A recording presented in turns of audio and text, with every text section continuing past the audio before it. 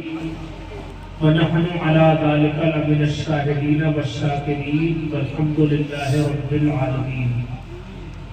تمام تعریفیں، سب خوبیاں اور ساری بڑائیاں اللہ رب العزت کے لیے جو ساری کائنات کا خالق اور مالک ہے۔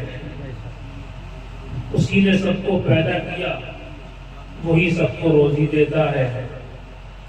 موت اور زندگی اسی کے دست قدرت میں ہے، اسی کے ہاتھ میں ہے۔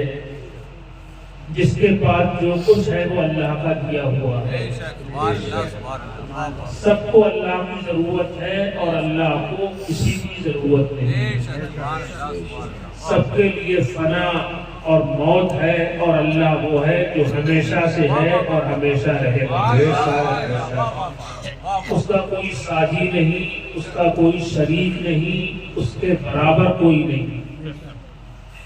اور درود و سلام کی تالیاں نچھاور ہوں اس کے اس عظیم محبوب پر جو جانے کائنات ہیں، شان کائنات ہیں، فخر موجودات ہیں۔ اور اللہ نے اس کو جو بھی دیا ہے وہ انہی کے صدقے میں دیا ہے۔ ہمارا محبوب کوئی عام طور پر گلیوں میں گھومنے والا محبوب نہیں ہے، بلکہ ہمارا محبوب تو وہ ہے جو خدا کا بھی محبوب ہے۔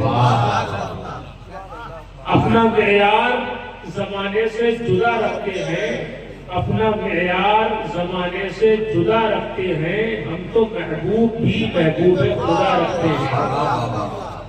عقیدتوں کی نچھاور کرتے ہوئے بارگاہ رسالت میں درود و سلام کا نذرانہ پیش کر لیں۔ اللہم صلی علی سیدنا مولانا محمد مبارک وسلم صلاۃ و سلاما علیک یا رسول اللہ۔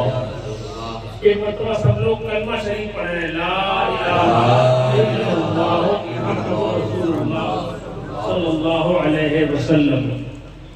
حضرات گرامی، ہم اور آپ ایک بڑے دربار اور عظیم بارگاہ میں حاضر ہیں۔ ہم بہت سے لوگوں کو کہہ دیتے ہیں کوئی 100 بیگھہ کا مالک ہے، کوئی چیئرمین صاحب ہے، کوئی منتری ہے، کوئی مکھ منتری ہے، کوئی بڑے آدمی ہیں، لیکن میں نہیں کہتا ہوں بڑا ان کو۔ بڑے تو وہ ہیں کہ جو دنیا میں اپنے اللہ اور رسول کو راضی کر کے دنیا سے جاتے ہیں۔ میرے جنازے پہ رونے والوں، فریب میں ہو بغور دیکھو، مرا نہیں ہوں، غم نبی میں لباس ہستی بدل گیا۔ یہی لوگ پڑے ہیں۔ جس عظیم دربار میں آپ حاضر ہیں اس سے زیادہ آپ جانتے ہیں۔ ایک چیز دیکھ کر اور معلوم ہو کر بڑی خوشی ہوئی۔ حضرت سیدنا عباس رضی اللہ تعالیٰ عنہ جو ہمارے حضور کے سگے چچا ہیں، ان کی اولاد میں حضرت مخدوم لنگر جہاں۔ حضرت عباس کی اولاد میں ہے، یعنی کہ قرشی اور ہاشمی ہے، حضور کے خاندان سے ہیں۔ پھر امام ابو حنیفہ رضی اللہ تعالیٰ عنہ کے عظیم شاگرد امام محمد شیبانی، امام ابو یوسف کے ساتھ میں ملا کے جن کو صاحبین کہا جاتا ہے، امام محمد رضی اللہ تعالیٰ عنہ بھی آپ کے آباء و اجداد میں ہیں، ان کی اولاد میں بھی مخدوم صاحب ہے۔ میرے عرب کو آئی ٹھنڈی ہوا جہاں سے، ڈاکٹر اقبال نے کہا تھا میرے عرب کرے ہمارے حضور کو، میرے عرب کو آئی ٹھنڈی ہوا جہاں سے، میرا وطن وہی ہے، میرا وطن وہی ہے۔ لوگ کیا جانے ان کا مقام اور مرتبہ، اور ہم کتنے خوش قسمت ہیں کہ اتنے بڑے دربار میں، اتنے بڑے اللہ کے ولی میں آسانی کے ساتھ حاضری کا موقع مل جاتا ہے۔ اللہ تعالیٰ ہماری حاضری قبول فرمائے، ابر رحمت ان کے مرقد پر گہر باری کرے، حشر تک شان کریمی ناز برداری کرے، فنا کے بعد بھی باقی ہے شان رہبری تیری، خدا کی رحمتیں ہوں اے امیر کارواں تجھ پر۔ ایک مرتبہ اور درود پاک پڑھ لیں، اللہم صلی علی سیدنا مولانا محمد مبارک وسلم صلاۃ و سلام علیک یا رسول اللہ صلی اللہ تعالی علیہ وسلم. پریشان تو کیوں رہے آپ؟ قرآن پاک کی آیت کریمہ میں نے آپ کے سامنے تلاوت کی. پہلی بات تو قرآن اللہ کا کلام. ایک نان مسلم ٹیچر مجھ سے کہنے لگے مولانا یہ تمہاری کتاب جو قرآن ہے اس کا رائٹر کون ہے، کون لیکھک ہے اس کا؟ میں نے کہا کیوں؟ بولے یار کوئی کتاب کسی علاقے میں چلتی ہے، کوئی کسی چھیتر میں، کوئی کسی دیش میں، کوئی کسی پردیش میں، اور تمہاری یہ کتاب پوری دنیا میں چلتی ہے. کیا بات ہے، کون اس کا رچیتا ہے؟ تو میں نے کہا جس نے دنیا بنائی ہے اسی کی کتاب ہے. اور یہ کتاب صرف دنیا میں نہیں چلتی ہے بلکہ یہ کتاب ساری کائنات میں چلتی ہے. قرآن کے بارے میں ہمارے آقا فرماتے ہیں کہ قرآن اللہ کی وہ لٹکتی ہوئی رسی ہے کہ اس کا ایک سرا تمہارے ہاتھ میں ہے، دوسرا سرا تمہارے پروردگار کے ہاتھ میں ہے. قرآن سے اجالا ملتا ہے، قرآن سے روشنی حاصل ہوتی ہے، قرآن سے نور میسر آتا ہے. دلوں کی دنیا بدلتی ہے قرآن سے. قرآن کو پڑھا کرو.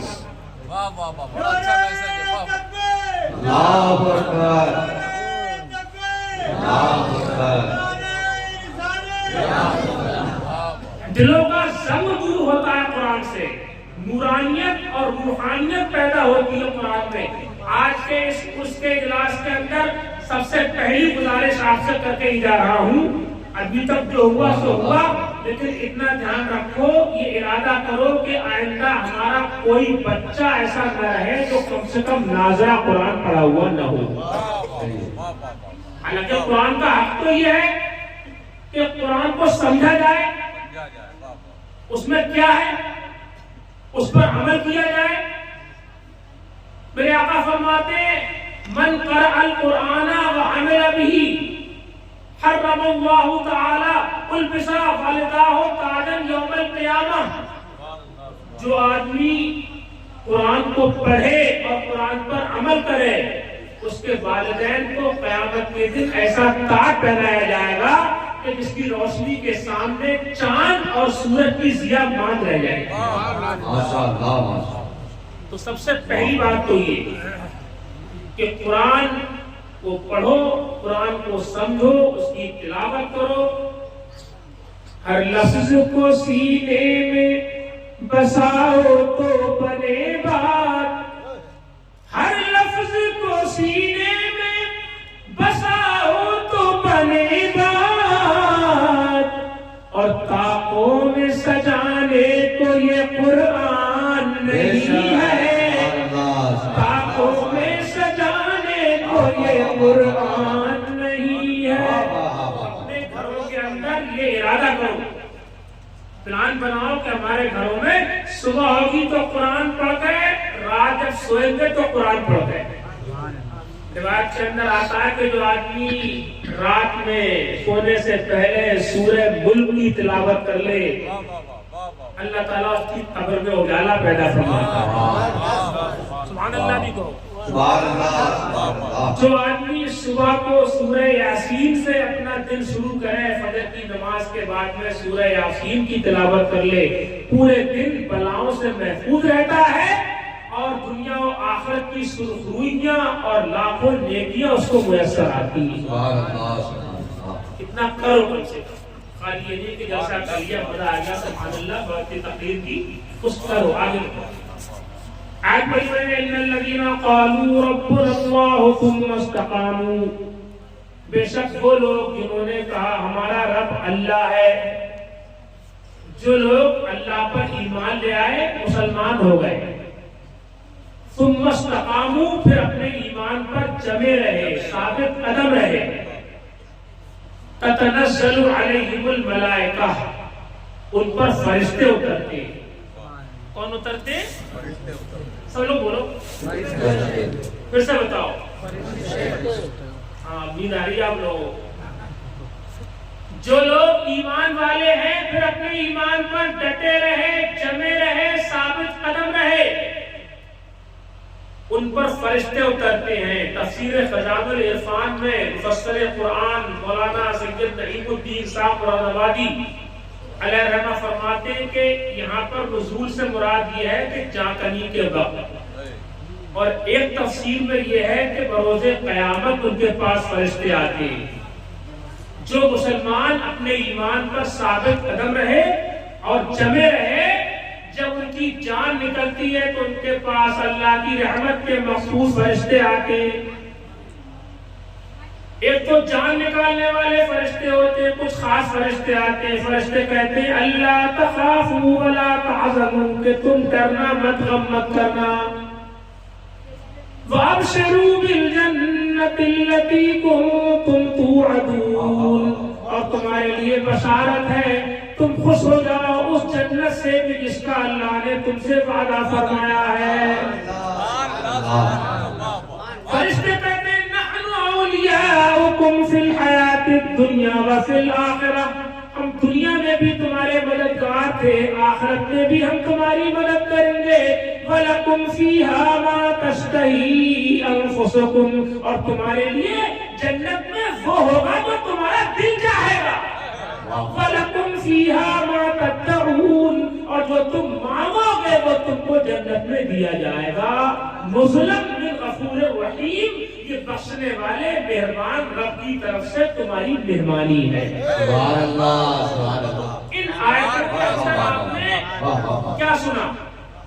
ایمان والے لوگ جو اپنے ایمان پر جمے رہے، ثابت قدم رہے، کوئی سا ماحول ہو، کوئی سا معاشرہ ہو، ہندوستان میں ہو، پاکستان میں ہو، سوڈان میں ہو، الجیریا میں ہو، لبنان، جاپان، ترکستان میں کہیں ہو، اپنوں میں ہو، غیروں میں ہو، ہر موقع پر، ہر موڑ پر، ہر ماحول میں، ہر جگہ جن کے پیش نظر یہ بات رہی کہ ہم مسلمان ہیں، محمد مصطفیٰ کے غلام ہیں، ہمیں ان کے بتائے طریقے پر چلنا ہے، وہ ثابت قدم رہنے والے ایمان والے ہیں، ان کی شان یہ ہوتی ہے جب ان کی جان نکلتی ہے تو فرشتے کہتے ہیں ڈرنا مت، غم مت کرنا، ہم تمہارے لیے جنت کی بشارت لے کر آئے ہیں۔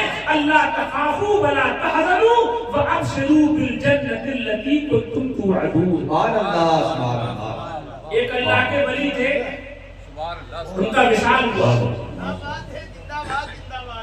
جب ان کا انتقال ہوا، ان کا وصال ہوا، لوگوں نے جب ان کو جنازے کو غسل دینے کے لیے لٹالا، ایک بہت بڑے مشہور محدث ہے، ان کا نام دھیان نہیں آ رہا ہے، بخاری شریف کے روات میں ان کا ذکر آتا ہے، بہت بڑے عالم اور بہت بڑے پارسا بزرگ، مسکرا رہے تھے، چہرے کی مسکراہٹ دیکھ کر لوگ حیران کہ ہم نے مرنے والے تو بہت دیکھے لیکن آج تک کسی مردے کو ہنستے ہوئے نہیں دیکھا، یہ کیسا انسان ہے کہ مرنے کے بعد بھی ہنس رہا ہے۔ گھر والوں سے دریافت کیا گیا، ان کی زوجہ محترمہ، ان کی بیوی صاحبہ نے بتایا کہ میرے شوہر نے قسم کھائی تھی کہ جب تک مجھے اپنے جنتی ہونے کا یقین نہیں ہوگا میں ہنسوں گا نہیں۔ آج ان کے چہرے کی مسکراہٹ اس بات کا اعلان کر رہی ہے کہ ان کو اپنے جنتی ہونے کا یقین ہے۔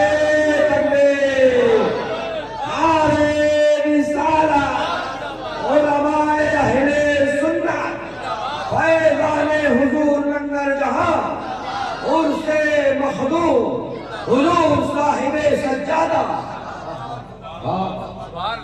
اس آیت کے اندر ایک چیز یہ اللہ تخافوا ولا تحزنوا، کہ ڈرنا مت، غم مت کرنا۔ ایک ڈر ہوتا ہے، غم ہوتا ہے۔ ڈر ہوتا ہے آگے آنے والی بات پر، غم ہوتا ہے گزری بات پر، مستقبل کا خوف ہوتا ہے ڈر۔ آدمی جیسے یہ کہے کہ مجھے اس بات، آپ یہ کہیں کہ میرے پردادا کا انتقال ہو گیا یا دادا کا انتقال ہو گیا، تو یہ ڈر ہے کہ غم ہے؟ اپنا بتاؤ، ڈر تو نہیں ہے، یہ غم ہے۔ اور آپ یہ کہیں کہ فلاں گلی کے اندر شیر کھڑا ہوا ہے تو اس کا غم ہے کہ ڈر ہے؟ ڈر ہوتا ہے آگے آنے والی بات پر، غم ہوتا ہے گزری بات پر. جو لوگ ایمان نہیں لائے یا ایمان پر ثابت قدم نہیں رہے انہیں قیامت کے دن ڈر بھی ہوگا غم بھی ہوگا.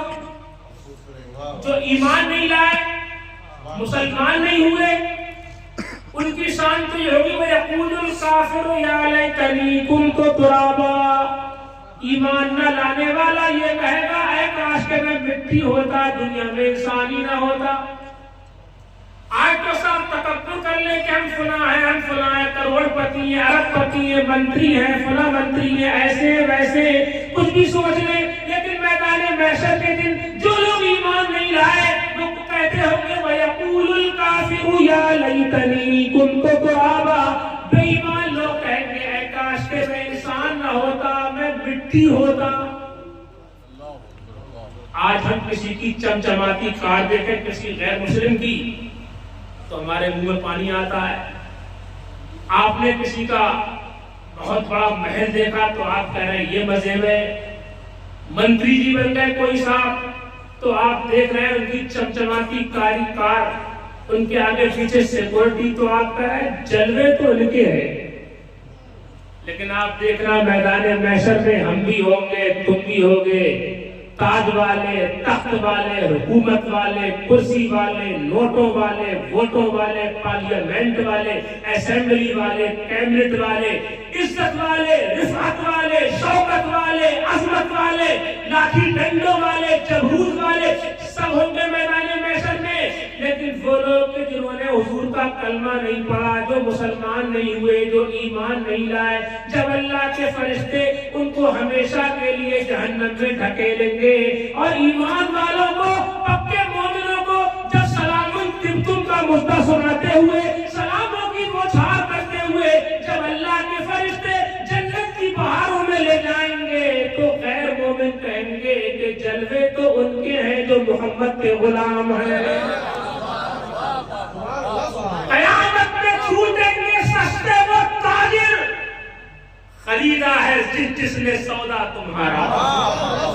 وہاں پر یہ راز کھل جائے گا کہ کامیاب کون ہے اور وہ کہیں گے کہ جلوے تو ان کے ہیں جو محمد مصطفیٰ کے غلام ہیں.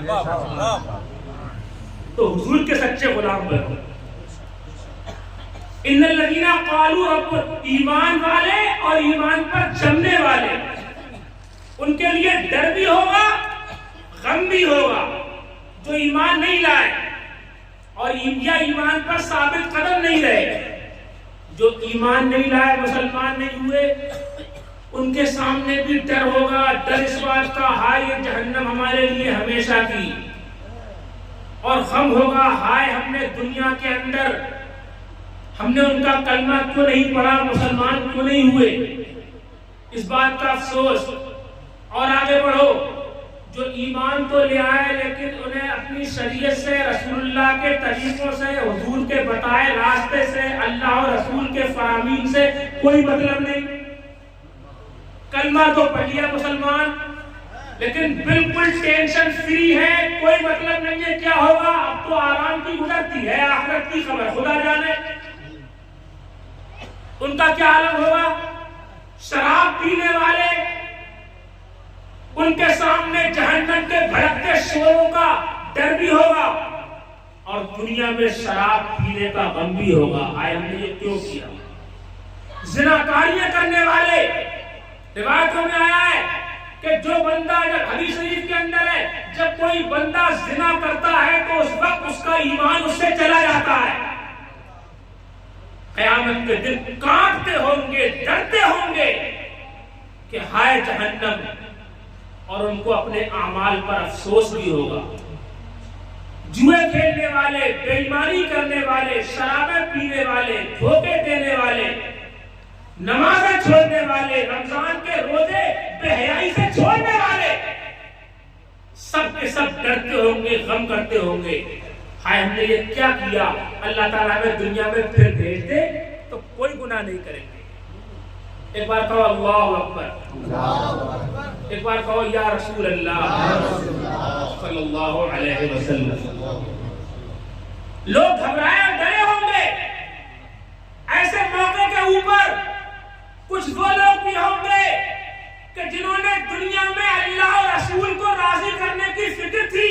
ذکر کی. سرکار غوث اعظم بھی ہوں گے, سرکار غریب نواز بھی ہوں گے, حضرت سیدنا مخدوم اخی جمشید بھی ہوں گے, سرکار سیدنا شاہ ابو الفتح رکن عالم بھی ہوں گے, حضور سیدنا مخدوم محمود براق لنگر جہاں بھی ہوں گے, شاہ برکت اللہ مہاراجہ بھی ہوں گے, حضرت صابر پاک ہوں گے, نظام الدین اولیاء ہوں گے, سیدنا مسعود گنج شکر ہوں گے. یہ اولیاء کرام, ان کی شان یہ ہوگی جو دنیا میں اللہ اور رسول کو راضی کر کے دنیا سے گئے, ان کی شان یہ ہوگی دنیا ان کے چہرے دیکھتی ہوگی کہ لا خوف علیہم ولا هم یحزنون, نہ ان کے لیے کوئی ڈر ہوگا نہ ان کے لیے کوئی غم ہوگا. پھر سے کہہ دو سبحان اللہ. اچھا, ہم لوگ بزرگان دین کو مانتے ہیں, بولو مانتے نہیں مانتے؟ پھر سے بولو سبحان اللہ, ماشاء اللہ, ایک بار کہو الحمدللہ. اللہ والوں کو ہم کیوں مانتے ہیں؟ مانتے ہیں, محبت کرتے ہیں, ہمارا یقین ہے کہ پروردگار عالم ان کے سجدے میں ہمارے گناہوں کو معاف فرمائے گا, ہماری خطائیں معاف فرمائے گا. لیکن سچی محبت یہ ہے کہ آدمی جس سے محبت کرے اس کے طریقے پر بھی چلے. محبت کرنے کے دو طریقے آپ کو آج بتانا چاہتا ہوں میں, توجہ فرمائیں. دھیان ہے آپ کا؟ ارے مجھے بتا, پریشان تو نہیں ہو رہے ہو؟ پریشان ہونے لگے, مسکرا رہے ہو. اگر پریشان ہو رہے ہو تو ہٹ جا رہا ہو فوراً. نہیں, یہ کوئی نہیں جائیں گے 4 بجے سے. نہیں جان گے تو نہیں, لیکن سوچ رہے ہیں یہ ہٹے پھر ہم کوئی نعتیں سنیں. نہیں, انہیں لوگوں کو تقریر سننے میں اچھا لگتا ہے. سبحان اللہ کہیے. بھی ملتی ہے. جزاک اللہ تعالی. ہاں, اللہ تعالیٰ قبول فرمائے. محبت کرنے کے دو طریقے میرے ذہن میں آتے ہیں. آدمی جس سے محبت کرتا ہے, ایک تو اس کا ذکر زیادہ کرتا ہے, من احب شیئا فاکثر ذکرہ. آدمی جس سے محبت کرتا ہے تو اس کا ذکر زیادہ کرتا ہے. آپ کو اپنے رسول سے محبت ہے تو آپ ان پر درود پڑھیے, ان پر سلام پڑھیے, تنہائی میں بھی ان کی نعتیں پڑھیے, ان کا نام لیجیے. اللہ تعالیٰ نے اگر آپ کے کاروبار میں برکت دی تو بوراؤ مت کہ ناچ تماشے کریں گے, گانے کریں گے, اپنی شان شیخی دکھائیں گے. اگر اللہ تعالیٰ نے آپ کو کچھ دیا ہے, آپ کو کچھ انعام ملا, بیماری سے شفا مل گئی, تندرستی مل گئی, اللہ تعالیٰ نے آپ کو برکت دی, تو آپ یہ کہو کہ اللہ تعالیٰ نے نبی کے صدقے میں مجھے برکت عطا فرمائی. نبی کا ذکر بھی ہوتا رہے گا, اللہ کا شکر بھی ہوتا رہے گا. کھیتی میں خوب آلو پیدا ہوئے تو کہو کہ اللہ تعالیٰ نے نبی کے صدقے میں میری کھیتی میں خوب برکت دی. نبی کا ذکر بھی ہو رہا ہے, اللہ کا شکر بھی ہو رہا ہے. خوب ذکر کرو نبی کا. اور دوسرا محبت کا طریقہ ہوتا نہیں ہے, آدمی جس سے محبت کرتا ہے, کبھی اگر آپ کو اپنی چھوٹی سی بیٹی سے محبت ہے, میں نے دیکھا ہے بہت سے لوگ کہیں بیٹھے ہوتے ہیں, کوئی سی بات چل رہی ہے, گھما پھرا کر اپنی بیٹیا کا ذکر کر ہی دیتے ہیں کہ میری بیٹی. کسی کو اپنے مرحوم باپ سے محبت ہے, کوئی سی بات چلتی ہو, کہیں کا ذکر ہو, گھما پھرا کے اپنے باپ کا تذکرہ کر ہی دیتا ہے, میرے ابا ایسے تھے. کسی کو اپنے پیر سے محبت ہے. جہاں میرے تعلقات میں دو لوگ میرے ذہن میں آ رہے ہیں, ایک ڈاکٹر صاحب, ایک مولانا صاحب. میں نے ان کو دیکھا جہاں پر بھی بیٹھے ہوتے, کوئی بات چلتی ہو تو گھما پھرا کے وہ اپنی بیوی کا ذکر کر ہی دیتے. انہیں زیادہ محبت ہے. بیوی سے محبت کرنا کوئی اچھی بات, غلط بات تھوڑی, اچھی بات ہے, مگر کرے اپنی سے. بہرحال تو جس کا آدمی جس سے محبت کرتا ہے اس کا ذکر کرتا ہے. یہ بات ذہن میں رہے. ہمیں اپنے رسول سے محبت ہے تو ان کا خوب ذکر کیا کرو.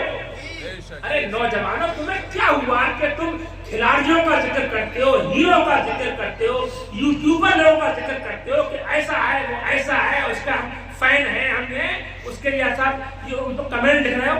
ارے اپنے نبی سے محبت کرو. سفر کرتا ہوں, کبھی کبھی میں نے گاڑیوں کے پیچھے لکھا دیکھا ہے, صنم بے وفا. تو میں اس بات پر مسکراتا ہوں کہ یہ کوئی دل جلا ہے، اس کے محبوب نے اس کے ساتھ بے وفائی کی ہوگی، تو اس کا جو ہے وہ تحریر میں شکوہ کر رہا ہے۔ میں کہتا ہوں تم اس سے محبت کرتے ہی تو بے وفا ہے، محبت کرو تو ان سے کرو کہ ہاتھ پکڑ لیں گے تو قبر میں بھی ہمارے کام آئیں گے، میدان محشر میں بھی ہمارے کام آئیں گے، ہاتھ پکڑ کے جنت کی بہاروں میں لے جائیں گے۔ اور پھر کہو تجھ سے اور جنت سے کیا مطلب، مخالف دور ہو، ہم رسول اللہ کے، جنت رسول اللہ۔ محبت کرنا ہے تو ان سے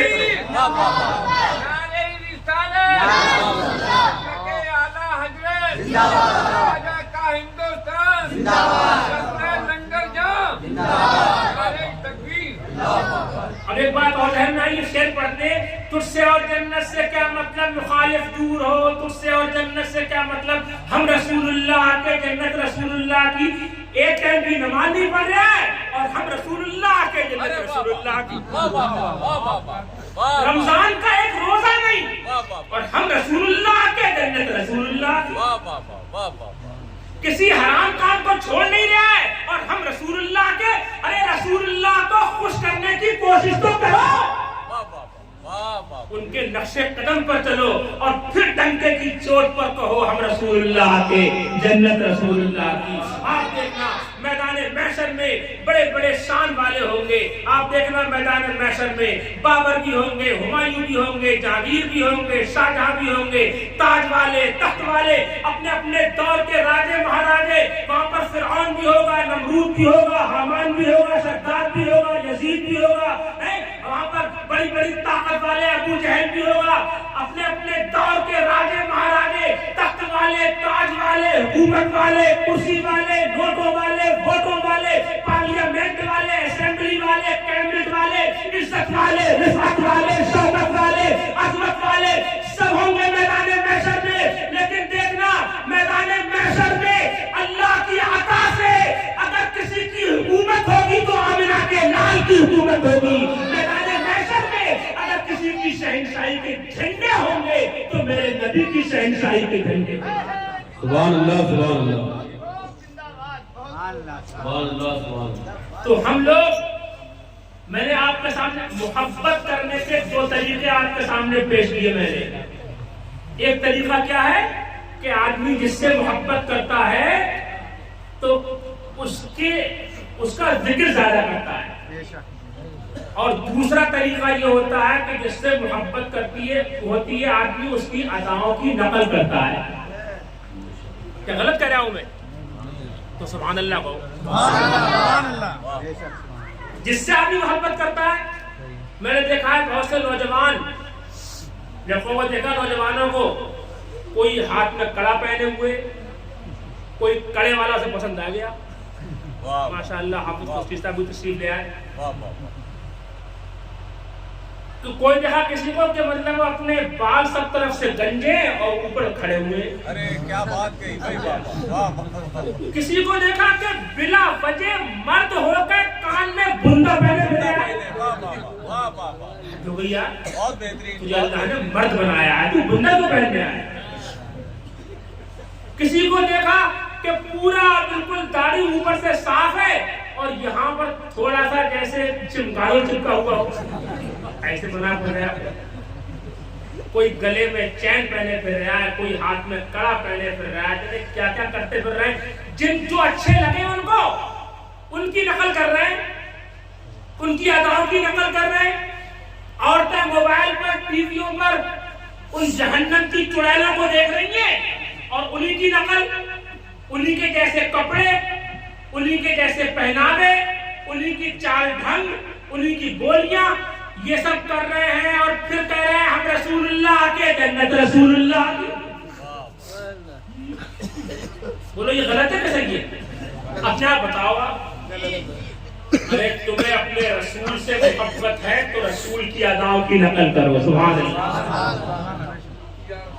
سیدنا عثمان غنی کو لوگوں نے دیکھا ایک جگہ پر وضو کرنے کے بعد میں مسکرا رہے تھے، کسی نے پوچھا عثمان کیوں ہنس رہے ہیں؟ کون سی بات دھیان آ گئی؟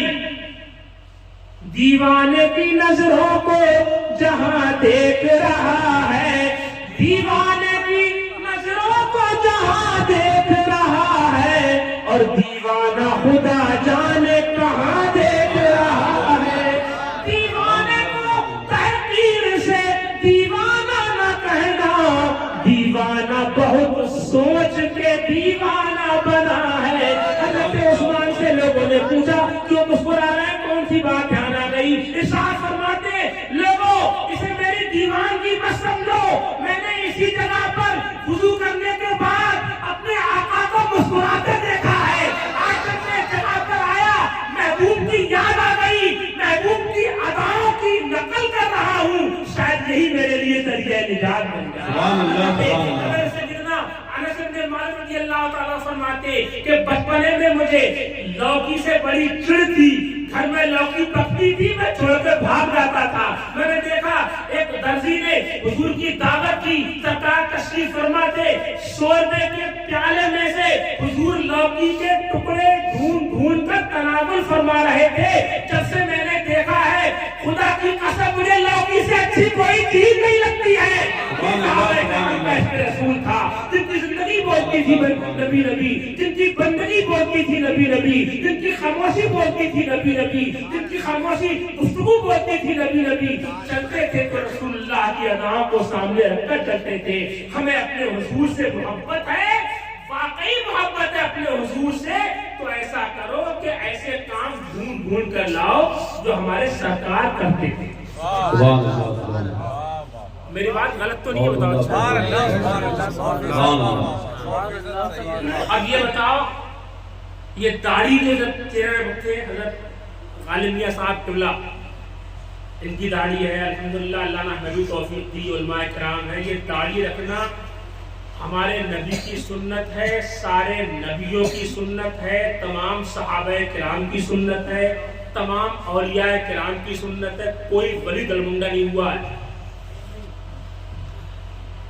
تو اگر حضور سے محبت ہے، ولیوں سے محبت ہے، جن کا عرس کرنے کے لیے آپ تشریف لائیں، سبحان اللہ 69 سال کی عمر ہوئی ہے۔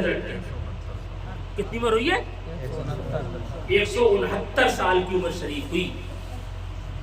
سن 577 میں آپ کی ولادت ہوئی ہے، یعنی حضرت غوث اعظم کے وصال کے 16 سال بعد حضور غوث پاک کا وصال ہوا ہے 561 ہجری میں، اور اپنے مخدوم صاحب کی پیدائش ہوئی ہے 577، اور اس طرح سے آپ کی عمر شریف وہی 169 سال کی ہوئی۔ تو کہ معاذ اللہ آپ کیا بغیر داڑھی والے تھے؟ بتاؤ نہیں، کیسے ہو جاتے بغیر داڑھی والے؟ ان سے محبت ہے، ان کے نام پہ داڑھی رکھو، چہروں پر داڑیاں سجاؤ، نماز کی پابندی کرو۔ بات میں سے بات نکلتی ہے، میں کوئی باقاعدہ مقرر خطیب نہیں ہوں، کچھ باتیں ذہن میں آتی عرض کر دیتا ہوں۔ میرے حضور فرمایا بنی الاسلام والا خمسن، اسلام کی بنیاد 5 چیزوں پر ہے۔ کتنی چیزوں پر؟ 5 چیزوں پر اسلام کی بنیاد ہے۔ اولها شہادت اللہ الہ الا اللہ وان محمدا عبدہ ورسولہ، سب سے پہلی چیز یہ اس بات کی گواہی دینا کہ اللہ کے علاوہ کوئی معبود نہیں ہے اور محمد مصطفیٰ صلی اللہ علیہ وسلم اللہ کے رسول ہیں۔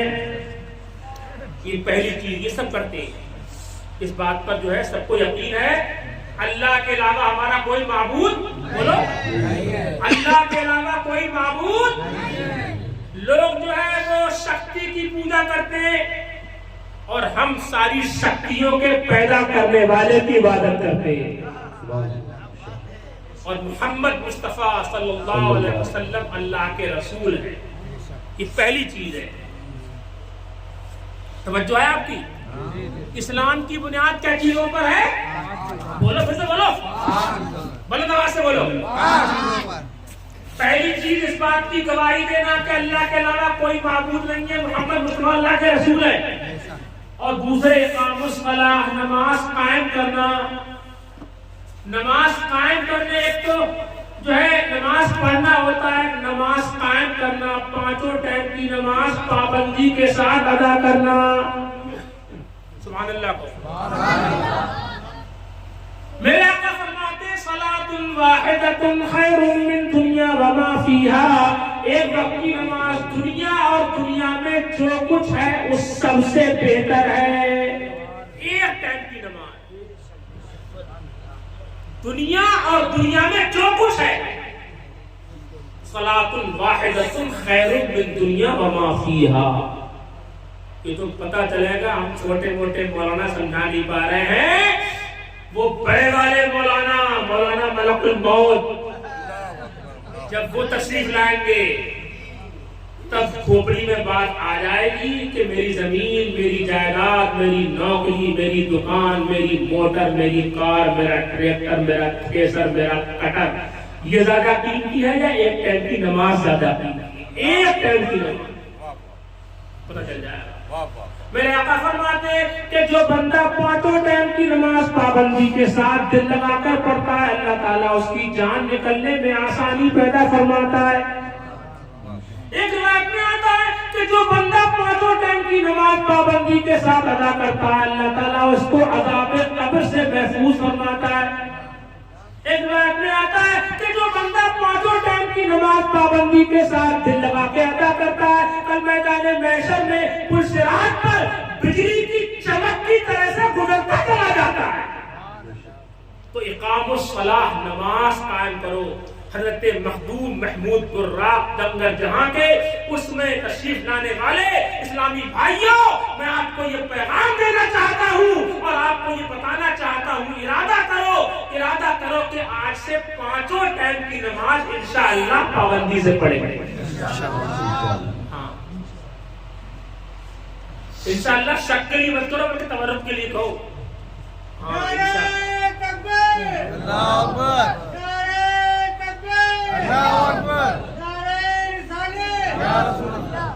تو 5 چیزوں پر اسلام کی بنیاد ہے. پہلی تو شہادت اور دوسرے کیا ہے نماز قائم کرنا.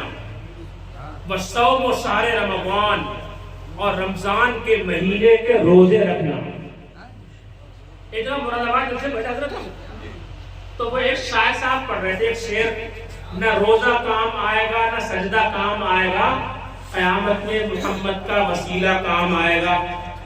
تو میں نے کہا یار ایسے پڑھو یہ روزہ کام آئے گا یہ سجدہ کام آئے گا قیامت میں محمد کا وسیلہ کام آئے گا. یہ بات ایسے کہو نا. نہ روزہ کام آئے گا نہ سجدہ کام آئے گا. روزہ سجدہ کام کیوں نہیں آئے گا بھیا تیرے حضور کی محبت کو صاف کیا جائے گا تو. اور اگر چلو واقعی اگر حضور کی محبت کے بغیر روزے نماز کام نہیں آئیں گے تو اسٹیج سے یہ پیغام دینے کی ضرورت کیا ہے؟ کیا قوم نماز بہت زیادہ پڑھ رہی ہے. ایک تو ویسی لوگ دور ہیں اور وہ کہہ رہا ہے نہ روزہ کام آئے گا نہ سجدہ کام آئے گا تو کیا شراب پینا کام آئے گا. اللہ رب العالمین. روزے کے بارے میں آقا فرماتے ہیں ان فی الجنت بابا یسمى له الریان لا يدخله الا الصائمون. جنت کے دروازے کا نام ریان ہے. اس دروازے میں وہی لوگ داخل ہوں گے جو دنیا میں روزہ رکھا کرتے تھے. ایک روایت کے اندر آتا ہے کہ جب کوئی بندہ مومن روزہ رکھتا ہے بھوکا پیاسا ہوتا ہے اللہ تعالیٰ فرشتوں سے پوچھتا ہے اے میرے فرشتوں یہ بندہ بھوکا پیاسا کیوں ہے کیا میں نے اسے کھانے پینے کے لیے نہیں دیا ہے. فرشتے عرض کرتے مولا اس کے پاس کھانے کے لیے بھی ہے پینے کے لیے بھی ہے. اللہ فرماتا ہے پھر آخر یہ بندہ بھوکا پیاسا کیوں ہے. فرشتے عرض کرتے اے پروردگار تجھے راضی کرنے کے لیے تیرے حکم پر چلنے کے لیے بھوکا پیاسا ہے. اللہ فرماتا ہے اے فرشتوں گواہ ہو جاؤ زمین و آسمان کے فرشتوں پہروں پر اس کو تر کے فرشتوں گواہ ہو جاؤ اگر واقعی یہ بندہ میری محبت میں اور مجھے راضی کرنے کے لیے بھوکا پیاسا ہے تو میں نے اس کے لیے جنت کے 8 دروازوں کو کھول دیا ہے. سبحان اللہ سبحان اللہ سبحان اس سے چاہے جنت میں سبحان اللہ سبحان اللہ.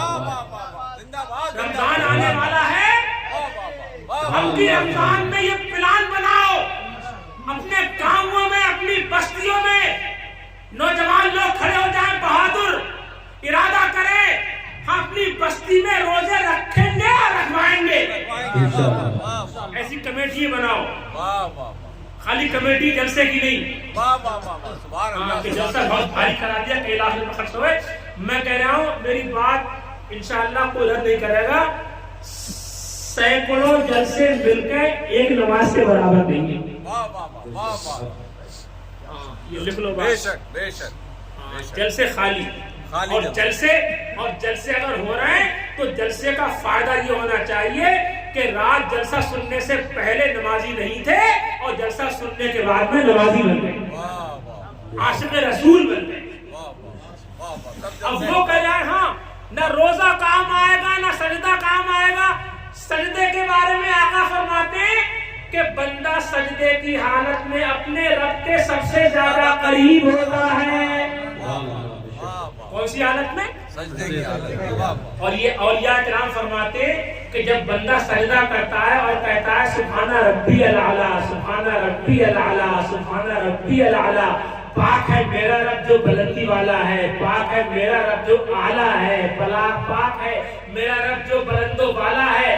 بندہ کہتا ہے سبحان ربی الاعلیٰ، پاک ہے میرا رب میرا رب میرا رب، تو اللہ کہتا ہے میرا بندہ میرا بندہ میرا بندہ. بندہ کہتا ہے ربی ربی ربی، اللہ کہتا ہے عبدی عبدی عبدی. واہ واہ واہ واہ سب کا ظلم و ستم گوارا ہے، اتنا کہہ دے کہ تو ہمارا ہے. جب بندہ دل لگائے گا، پیشانی کو زمین پر رکھے گا، رگڑے گا، یہ پیشانی متھا جس میں غرور گھمنڈ ہے، تکبر ہے، اس کو رکھے گا زمین پر، کہے گا میں اعلیٰ نہیں ہوں، سبحان ربی الاعلیٰ، پاک ہے میرا رب جو اعلیٰ ہے. بندہ کہتا ہے میرا رب میرا رب میرا رب، تو اللہ کہتا ہے میرا بندہ میرا بندہ میرا بندہ. اور جس کو اللہ کہتے میرا بندہ، عبد دیگر عبد ہو چیزیں دیگر، بندہ ہونا اور ہوتا ہے اور اس کا بندہ ہونا، جس کو اللہ کہتے میرا بندہ ہے، تو اس کا مقام ہی کیا ہے؟ سبحان اللہ سبحان اللہ واہ واہ لہذا یہ اناپ شناپ شاعروں کی یہ باتیں نہ روزہ کام آئے گا ہے، اور ظاہر شراب پینے دے مسجد میں بیٹھ کر، یا وہ جگہ بتا دے معاذ اللہ جہاں پر خدا نہیں، اس ٹائپ کی اناپ شناپ باتیں نہیں. بلکہ اگر تمہیں کامیابی چاہیے تو اولیاء کرام کے جنہوں نے اللہ اور رسول کا اتباع کیا ہے ان کے نقش قدم پر ان الذین قالوا ربنا اللہ ثم استقاموا تتنزل علیہم الملائکۃ الا تخافوا ولا تحزنوا. بے شک وہ لوگ جنہوں نے کہا ہمارا رب اللہ ہے، جو اللہ پر ایمان لے آئے، مسلمان ہو گئے، ثم استقاموا، پھر اپنے ایمان پر قائم رہے، جمے رہے، ڈٹے رہے. ہوگا تب میرا ٹائم ختم. نہیں نہیں آپ اوپر رہے، ابھی 10 منٹ اسی میں سے ٹائم ہی نہیں ہے. 10 منٹ ہمارے ٹائم میں باقی آپ والے میں ہم 10 منٹ بڑھائیں گے. 10 منٹ تو ہمارے ٹائم میں باقی ہے، اس کے بعد آپ کا ٹائم ہے. ہاں. ایمان پر ڈاکٹر اقبال کا نام سنا ہے آپ نے؟ علامہ اقبال بھی کہتے ہیں ان کو. ڈاکٹر اقبال جو پاکستان لاہور کے تھے، بڑی خوبیوں کے مالک تھے. انہوں نے آکسفورڈ یونیورسٹی لندن سے لا کی ڈگری حاصل کی اور وہ بیرسٹر بنے. کئی زبانوں کے ماہر تھے، باشعور سیاستدان تھے، عربی کے اور فلسفے کے ماہر تھے، بڑی قابلیت تھی ان کے اندر. لارڈ ولنگٹن نے ان کے سامنے پیشکش کی کہ ڈاکٹر اقبال صاحب ہم آپ کو جنوبی امریکہ میں گورنری دے دیں گے. بہت سی باتیں ہوئی، معاملہ طے ہونے والا تھا، راضی بھی ہو گئے تھے گورنر بننے کے لیے امریکہ میں، اتنا قابل آدمی. تو لارڈ نے آخر میں ایک بات یہ کہی کہ جناب ہمارے یہاں پر جو رواج ہے کہ جب کوئی سرکاری فنکشن، کوئی گورنمنٹ کی کانفرنس ہوتی ہے، کوئی سرکاری فنکشن ہوتا ہے، اکٹھے ہوتے تو اپنی میم کو بھی بے پردہ ساتھ میں لا کے، تمہاری طرح نہیں تم لوگ مسلمان جو اپنی عورتوں کو بے پردے میں رکھتے ہو، ایسا نہیں ہوگا. یہ ہمارے یہاں شرط ہے کہ جب بھی کوئی گورنمنٹ کی کانفرنس، کوئی میٹنگ ہوگی تو اس میں آپ کو اپنی وائف کو، اپنی میم کو بے پردہ لانا پڑے گا. بولو. ڈاکٹر اقبال صاحب نے ٹھنڈی سانس لی اور اس کے بولے لاڈ صاحب آپ کی گورنری کی خاطر میں اپنے نبی کی شریعت کا خون نہیں کر سکتا ہوں. نعرہ تکبیر، نعرہ رسالت، علماء اہل سنت، شریعت مصطفیٰ، شریعت مصطفیٰ. تمہاری گورنری کو میں اپنے پیر کی ٹھوکر سے مار دوں گا، لیکن اپنے نبی کی شریعت و سنت کو کلیجے سے لگاؤں گا. انہوں نے کہا تھا تیرا نہ کر سکا مجھے جلوے دانش فرنگ، سرما ہے میری آنکھ کا خاک مدینہ و نجف. مثل کلیم ہو اگر مار کا آزما کوئی، اب بھی درخت دور سے آتی ہے بانگے لاتا. ان الذین قالوا ربنا اللہ ثم استقاموا، جو ایمان والے ثابت، یہ نہیں کہ ذرا سی دھنیا کے چکر میں چلے گئے، ٹیکا بھی لگا لیا اور ان کے سامنے کھڑے ہو گئے، مندر بھی چلے گئے پھر دھنیا کے چکر میں. کیا بات ہے بھائی، ذرا سی پردھانی چیئرمینی اور یہ سب وہ ذرا سے معاملے میں کہ صاحب ہمیں وہ ووٹ مل جائیں گے. کیا یار، یہ حضرت مخدوم لنگر جہاں وہ ہیں 18 سال کی عمر شریف میں بادشاہ بنے تھے، سیستان کے بادشاہ تھے، اور ان کی حکومت کوئی یہ ووٹوں والی نہیں تھی بلکہ باقاعدہ بادشاہ. لیکن اللہ کی رضا کے لیے جنہوں نے بادشاہت کو چھوڑا، بادشاہت کو ترک کیا، صحراؤں کی دھولیں چھانی، اولیاء کرام کے ساتھ ساتھ رہے، اللہ کو راضی کرنے کے لیے ریاضات و مجاہدات کہے. یہ کوئی مان اللہ کوئی دیوانے نہیں تھے. اگر دیوانے تھے تو اس کے خدا و رسول کے دیوانے تھے. یہ بیوقوف نہیں ہے بلکہ یہی عقل مند ہے، یہی دانا ہے، یہ نادان نہیں ہے کہ جنہوں نے اللہ اور رسول کو راضی کرنے کے لیے شہنشاہی کو چھوڑ دیا اور اپنے پروردگار کو راضی کرنے کے لیے فقیری اختیار کی. اور جب ان کا نام لیتے تو کم سے کم اتنا تو کریں کہ مطلب جو ہے جن باتوں سے اللہ اور رسول نے منع کیا ان سے رک جائیں. ان کا نام لیتے، ان سے محبت کرتے. پروردگار عالم ہم سب کو ان کے نقش قدم پر چلنے کی توفیق عطا فرمائے. سیدنا فاروق اعظم رضی اللہ تعالیٰ عنہ کے دور خلافت میں مسلمانوں کی جنگ ہوئی تھی یروشلم. مسلمانوں کی ایک جنگ ہوئی تھی وہاں ایران سے، ایران نہیں روم سے. روم کے بادشاہ کہتے ہیں قیصر، ہرقل بھی کہتے ہیں، ہاں ہرقل. وہاں سے جنگ ہوئی مسلمانوں کی. اس جنگ کے اندر جیسے بھی معاملات تھے مسلمانوں کے، ایک صحابی، ایک بڑے بہادر فوجی مسلمانوں کے حضرت تھے، ایک ہیں عبداللہ ابن حذافہ، اتفاق سے گرفتار ہو گئے، عیسائیوں کی قید میں چلے گئے.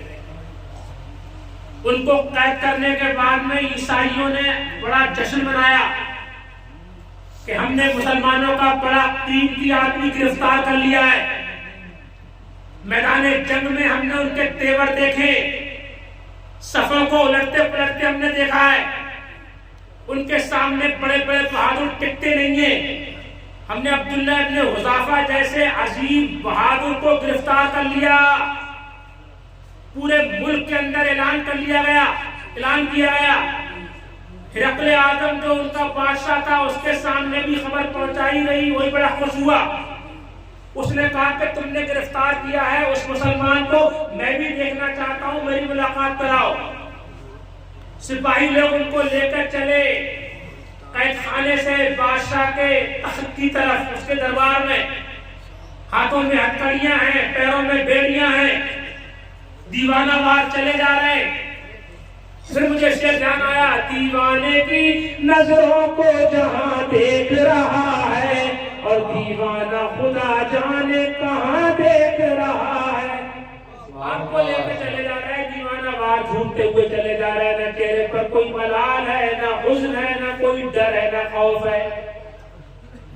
جب بادشاہ کے تخت کے کچھ فاصلے پر پہنچے تو اس کے تخت کے کچھ فاصلے پر کچھ دوری کے اوپر ایک سونے کی زنجیر ٹنگی ہوئی تھی. جب بھی کوئی آدمی بادشاہ کے دربار میں جانا چاہتا تھا زنجیر کے نیچے سے جھک کے جاتا تھا. گھمنڈی بادشاہ تھا، دنیا کی سپر پاور تھا اس ٹائم، جیسے آج کل امریکہ برطانیہ ہے، ایسی اس دور میں قیصر اور کسرا ہوتے تھے، روم اور ایران کے بادشاہ۔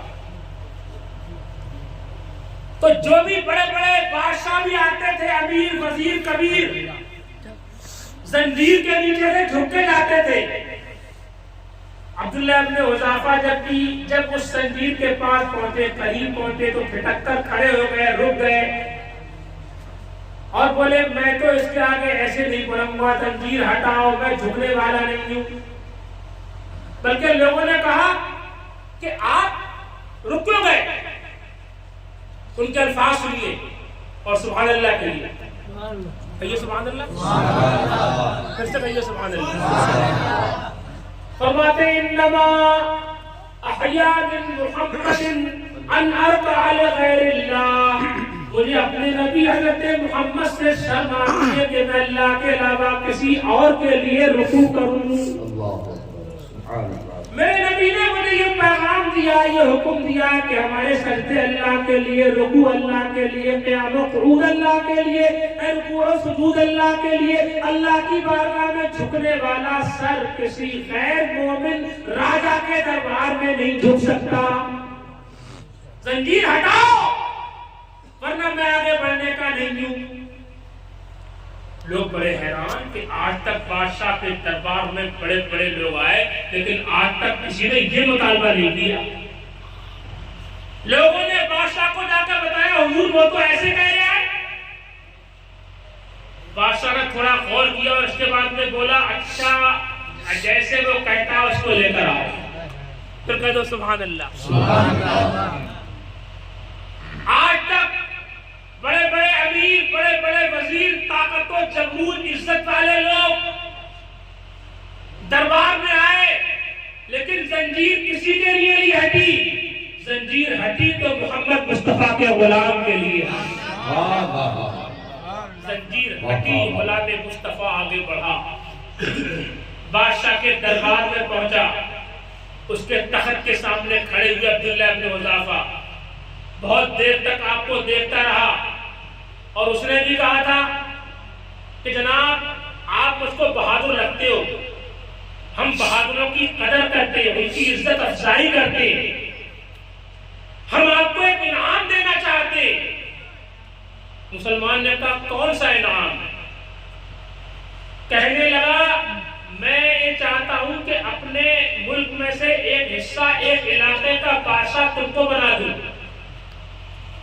لیکن ایک شرط ہے، شرط یہ ہے کہ تم اپنا اسلام مذہب چھوڑ دو اور ہمارے دین میں آ جاؤ، ہمارے مسیحیت میں آ جاؤ، عیسائی بن جاؤ۔ حضرت عبداللہ ابن حذافہ نے اس کی طرف دیکھا اور فرمایا تمہاری حکومت کہاں کہاں تک ہے؟ کتنے بڑے بادشاہ ہو تم؟ کہنے لگا فی ثلث الدنیا اور ربعها، میں دنیا کے تہائی یا چوتھائی حصے کا اکیلا بادشاہ ہوں، 1/3 یا 1/4 کا میں اکیلا بادشاہ ہوں، پوری دنیا کا تہائی یا چوتھائی حصے کا اکیلا ڈکٹیٹر بادشاہ ہوں میں تمہیں اپنی حکومت میں سے ایک علاقہ دے دوں گا، لیکن عیسائیت قبول کر لو، اسلام چھوڑ دو۔ مسلمان نے کہا کہ اگر تم پوری دنیا کے بادشاہ ہوتے اور یہ پوری دنیا سونے اور چاندی سے بھری ہوتی، تم اسلام کو چھوڑنے کی بات کرتے ہو؟ اسلام تو بڑی بات ہے، ارے نماز بڑی بات ہے، میں پوری سونے اور چاندی سے بھری دنیا کو اپنے پیر کی ٹھوکر سے مار دوں گا، لیکن ایک وقت کی اذان کو چھوڑنا گوارا نہیں کر سکتا ہوں۔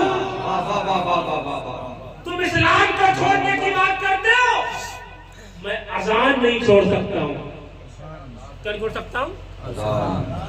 اب وہ بادشاہ سمجھا کہ اذان پتہ نہیں کیا ہوتا ہے، وہ سمجھا کہ اذان کوئی زیادہ قیمتی ہیرا ہوگا کہ سونے اور چاندی سے بھری دنیا کو چھوڑ دے گا لیکن اذان نہیں چھوڑے گا۔ اذان بولا ما ہوا اذان، اذان کیا ہوتا ہے؟ مسلمان کو موقع ملا عیسائیوں کے ملک میں، بادشاہ کے بھرے دربار میں، تلواروں کے سائے میں، ہتکڑیاں اور بیڑیوں میں جکڑے ہوئے، کان میں انگلیاں ڈالی اور وہ رہی اللہ اکبر اللہ اکبر، اللہ ہی بڑا ہے، اللہ ہی بڑا ہے، اشہد ان لا الہ الا اللہ، میں گواہی دیتا ہوں کہ اللہ کے علاوہ ہمارا کوئی معبود نہیں ہے، اشہد ان محمد رسول اللہ، میں گواہی دیتا ہوں کہ حضرت محمد مصطفیٰ اللہ کے رسول ہیں۔ دی اذانے کبھی یورپ کے کلیساؤں میں، کبھی افریقہ کے تپتے ہوئے صحراؤں میں، اور شان جچتی نہ تھی نظروں میں جہانداروں کی، کلمہ پڑھتے تھے ہمیں چھاؤں میں تلواروں کی، کلمہ پڑھتے تھے ہمیں چھاؤں میں تلواروں کی، کلمہ پڑھتے تھے ہمیں چھاؤں میں تلواروں کی۔ حضرت عبداللہ ابن حذافہ نے اپنے کردار سے یہ ثابت کر دیا کہ ہم وہی لوگ ہیں جو ایمان والے ہیں اور ایمان پر ثابت قدم رہنے ہیں۔ ان الذین قالوا ربنا اللہ ثم استقاموا، بے شک وہ لوگ جو ایمان والے ہیں پھر اپنے ایمان پر جمے رہے، تتنزل علیہم الملائکہ، جب ان کا انتقال ہوتا ہے تو ان کے پاس رحمت کے فرشتے آتے اور کہتے ہیں اللہ تخافوا ولا تحزنوا، اے ایمان والو نہ تم ڈرنا نہ غم کرنا، وابشروا بالجنۃ التي کنتم توعدون، اور تمہارے لیے بشارت ہے، خوشخبری ہے اس جنت کی جس کا اللہ نے تم سے وعدہ فرمایا ہے۔ نحن اولیاؤکم فی الحیات الدنیا وفی الآخرہ، ہم دنیا میں بھی تمہارے مددگار تھے، آخرت میں بھی تمہاری مدد کریں گے۔ وَلَكُمْ فِيهَا مَا تَشْتَهِي أَنفُسُكُمْ، اور تمہارے لیے جنت میں وہ ہوگا جو تمہارا دل چاہے گا۔ وَلَكُمْ فِيهَا مَا تَدْعُونَ، جو تم مانگو گے وہ تم کو جنت میں دیا جائے گا۔ اللہ تعالی ہم سب کو ایمان پر چلائے، ایمان پر زندہ رکھے اور ایمان پر ہی موت نصیب فرمائے۔ اقول قولی ھذا واستغفر اللہ لی ولکم ولسائر المؤمنین، وآخر دعوانا ان الحمد للہ رب العالمین۔ السلام علیکم ورحمۃ اللہ۔